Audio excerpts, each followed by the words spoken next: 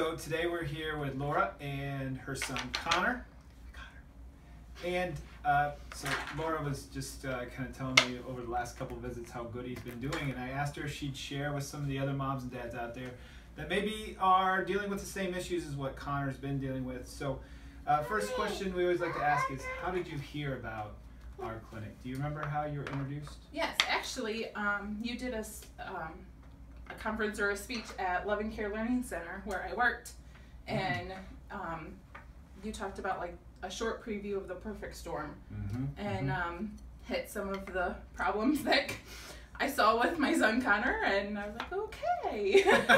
Maybe chiropractic is something for him. Give this a try. So why don't you tell him a little bit about what he was dealing with? What were some of the symptoms, and how is that affecting your family?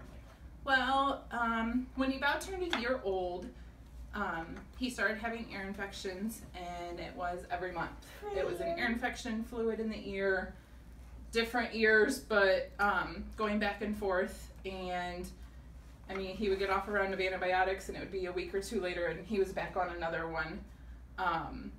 And he wasn't really talking yet, and this lasted, I would say, from a year to about 18 months. And then that's when I saw you, and I was like, okay, he's still just mumbling, he's not really talking, and, you know, can he really hear it with the ear infections and stuff? And I had talked to my doctor, and they said, you know, tubes, you know, they weren't concerned with that yet, but because there wasn't any scarring, but I didn't want to keep going with the antibiotics every month with him.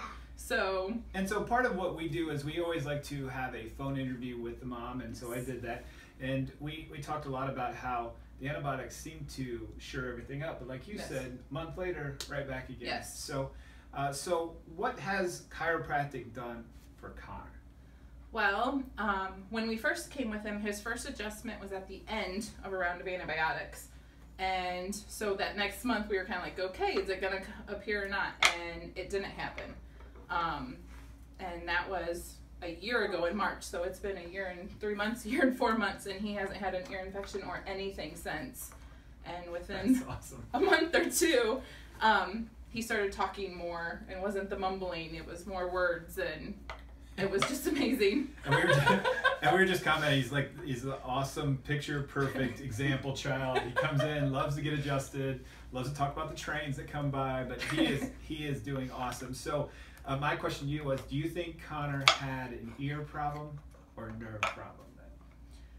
I think a little bit of both, because we limited the dairy for him. Yep. And watching his sugars and stuff, because he had some problems with his diaper breaking out and rashes and that type of thing. But we limited the sugar, and he does the almond milk now instead of dairy, and it all seems to be working. So nice. I'm saying it's both. That's right.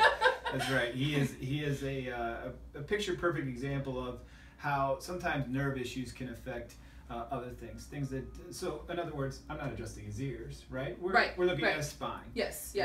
And by doing that and getting down to the concise root cause of what was going on for Connor, we're getting some results. So last question I have for everybody is, what would be the one thing that you would say that you just love about this office or this clinic? How friendly you are. It's amazing. Connor has no problems. It's go see Dr. Tony. Yeah, let's go. And you guys are very friendly. When he'll wake up and get really, really fussy, I can tell something might be off, and so I've called you guys, and you guys squeeze me in to get him adjusted and just check him out to make sure, even if it wasn't on the scheduled time. So thank you. It's very, very flexible, and that's awesome. That's awesome. And thanks for sharing with everybody here today too. I sure appreciate that. So Connor, can you say bye-bye to Sue? Say bye. Bye, see ya.